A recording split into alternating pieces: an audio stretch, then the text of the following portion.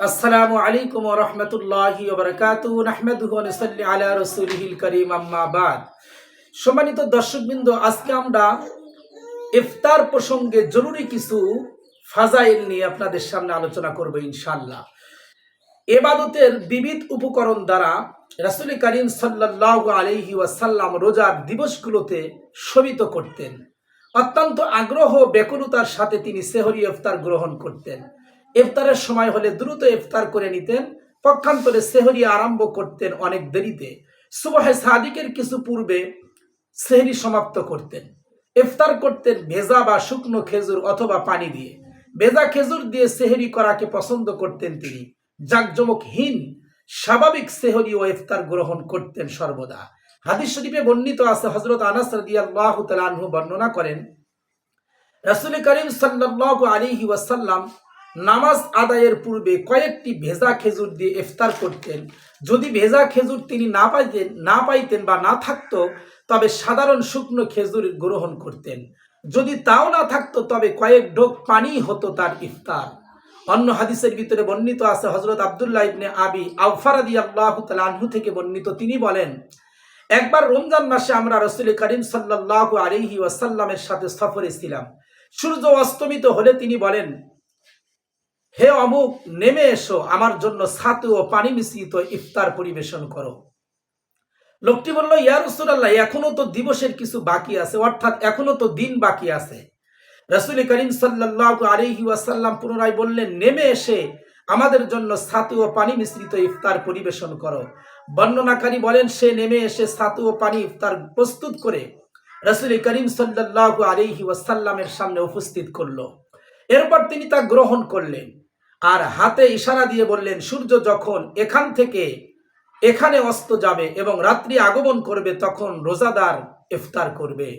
হাদিস শরীফে বর্ণিত আছে, হযরত আনাস রাদিয়াল্লাহু তাআলা আনহু থেকে বর্ণিত, রাসূল করিম সাল্লাল্লাহু আলাইহি ওয়াসাল্লাম মাগরিবের নামাজের পূর্বে তাজা খেজুর দ্বারা ইফতার করতেন।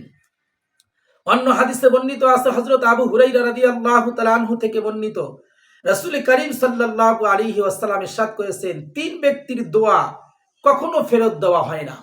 এক নাম্বার ন্যায় বিচারক বাদশার দোয়া, দুই নাম্বার ইফতারের সময় রোজাদারের দোয়া, তিন নাম্বার মাজলুম ব্যক্তির দোয়া।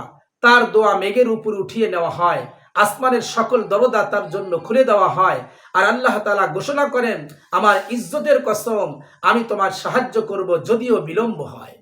সূর্য অস্ত যাওয়া মাত্র ইফতার করা, অর্থাৎ তাড়াতাড়ি ইফতার করা। অতিরঞ্জিত সাবধানতার নামে ইফতার বিলম্বে না করা। হাদিস শরীফে বর্ণিত আছে, হযরত সাহাল ইবনে সাদ রাদিয়াল্লাহু তাআলা আনহু থেকে বর্ণিত, রাসূল করিম সাল্লাল্লাহু আলাইহি ওয়াসাল্লাম ইরশাদ করেছেন, মানুষ যতদিন পর্যন্ত তাড়াতাড়ি ইফতার করবে ততদিন কল্যাণের মধ্যে থাকবে। সুবহানাল্লাহ। অন্য হাদিসের ভিতরে বর্ণিত আছে, হযরত আবু হুরায়রা রাদিয়াল্লাহু তাআলা আনহু থেকে বর্ণিত, রাসূল করিম সাল্লাল্লাহু আলাইহি ওয়াসাল্লাম ইরশাদ করেছেন, যতদিন মানুষ তাড়াতাড়ি ইফতার করবে ততদিন দ্বীন ইসলাম বিজয়ী থাকবে। কেননা ইহুদি ও নাসারাদের অভ্যাস হলো ইফতার দেরিতে করা। হাদিস শরীফে বর্ণিত আছে, হযরত আনাস রাদিয়াল্লাহু তাআলা আনহু থেকে বর্ণিত, তিনি বলেন, তিনটি জিনিস আখলাকে নববীর অন্তর্ভুক্ত। এক নাম্বার তাড়াতাড়ি সময় হওয়া মাত্র ইফতার করা, দুই নাম্বার দেরি করে সেহরি খাওয়া, তিন নাম্বার নামাজের মধ্যে নাভির নিচে ডান হাত বাম হাতের উপরে রাখা। সাহাবা ইকরাম তাড়াতাড়ি ইফতার করতেন এবং সকলের চেয়ে দেরিতে সেহরি খেতেন। হাদিস শরীফে বর্ণিত আছে, রাসূল করিম সাল্লাল্লাহু আলাইহি ওয়াসাল্লাম ইরশাদ করেছেন, ইফতারের সময় আল্লাহ তাআলা বহু লোককে জাহান্নাম থেকে মুক্তি দিয়ে থাকেন, আর এই মুক্তি দানের পালা রমজানের প্রতি রাত্রেই চলতে থাকে। এ সময় রোজাদার প্রত্যেক বান্দার দোয়া কবুল করা হয়। সুবহানাল্লাহ। হাদিস শরীফে বর্ণিত আছে, হযরত মুআজ ইবনে জুহরা রাদিয়াল্লাহু তাআলা আনহু থেকে বর্ণিত, রাসূল করিম সাল্লাল্লাহু আলাইহি ওয়াসাল্লাম যখন ইফতার করতেন তখন এই দোয়াটি পড়তেন, আল্লাহুম্মা লাকা সুমতু ওয়া আলা রিজকিকা ওয়া আফতারতু। অন্য হাদিসের ভিতরে বর্ণিত আছে, রাসূল করিম সাল্লাল্লাহু আলাইহি ওয়াসাল্লাম ইরশাদ করেছেন, রোজাদারের আনন্দদায়ক দুটি মুহূর্ত রয়েছে, একটি ইফতারের মুহূর্ত, অন্যটি আল্লাহ তাআলার দিদারের লাভের মুহূর্ত। রোজাদারকে ইফতার করানোর সওয়াবের কাজ হাদিস শরীফে বর্ণিত আছে, হযরত যায়েদ ইবনে খালেদ আল জুহানি রাদিয়াল্লাহু তাআলা আনহু থেকে বর্ণিত, তিনি বলেন, রাসূল করিম সাল্লাল্লাহু আলাইহি ওয়াসাল্লাম ইরশাদ করেছেন, যে ব্যক্তি কোনো রোজাদারকে ইফতার করাবে সে তার সমপরিমাণ সওয়াব লাভ করবে, তাদের উভয়ের সওয়াব থেকে বিন্দু মাত্র কমানো হবে না।